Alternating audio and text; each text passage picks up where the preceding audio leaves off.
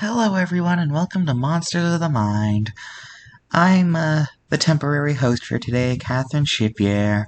Mr.G is a bit paranoid right now, so he refuses to come outside. After the screen exploded, he's convinced that someone's out to get him. I think that's just a little ridiculous. I mean, it was probably just a glitch or something. I highly doubt it was intentional sabotage.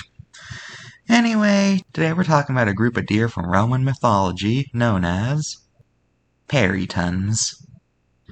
I couldn't find a translation for what peryton means, and they were a species. They could be considered neutral, they lived in Europe, and they come from Roman mythology.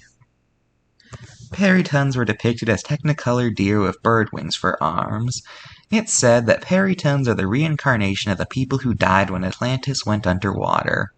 Allegedly, perytons casted a shadow of the person they were in life rather than a shadow of the form they became, and they would use this in order to lure people into a false sense of security by tricking them into thinking that this shadow belonged to a regular person before the peryton attacks. It's said that perytons can only kill once, and once they do, they will get a proper shadow. Okay, confession time. What if I told you that everything I just told you is a lie? You see, perytons are an example of what I like to call mythical myths. You see, mythical myths is what I refer to anything that purports to be from a folklore or mythology, but in actuality they're a recent invention. Perytons actually first appeared in a 1957 book called The Book of Imaginary Beings, and they were made up as a way to make fun of how ridiculous mythical creatures can be. In the book, it's claimed that the only evidence of perytons was destroyed, which is why no one has heard of them until the book came out. However, because every other creature in the book was a real mythical creature, and the fact that there was no disclaimer at all, a lot of people walked away from the book thinking that perytons were indeed a lost creature from Roman mythology, which is just simply not the case. Perytons are a modern invention through and through, and there is literally no evidence that Romans actually believed in these things.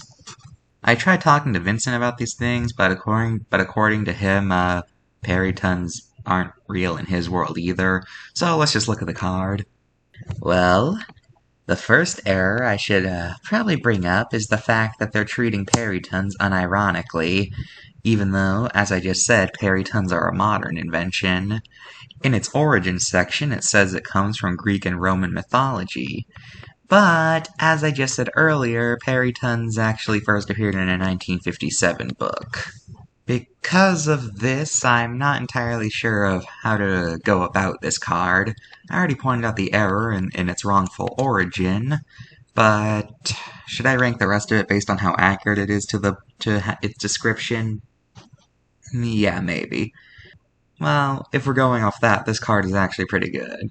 See, yeah, in terms of being faithful to the story, this card is actually pretty good. The only error here is the fact that it's treating it unironically, but since that's a pretty big error, this card gets a 7 out of 10. Now let's look at perytons in popular culture. Perytons are in Dungeons and Dragons, and although they never appeared in the show itself, perytons were the subject of a novel based off My Little Pony. That's all for this episode of Monsters of the Mind. Hopefully next time Mr. G will decide to come back. Meanwhile... Okay, gotta get over this. It was probably just a coincidence. Just relax. No one's out to get you. No one is out to get you. I highly doubt someone's out to get me. I mean, really. The screen probably exploded because of a bug or something. Maybe Eric installed like a third-party malware or something on my computer and it transferred to the screen for whatever reason. I don't know. Whatever caused it, I have no idea. So... just relax and eat your lunch. Man, I hate mortal weapons. This thing is borderline useless. And I'm out of ammo. You never had this problem with bow and arrows, I swear. Fine, I'll get a new strategy.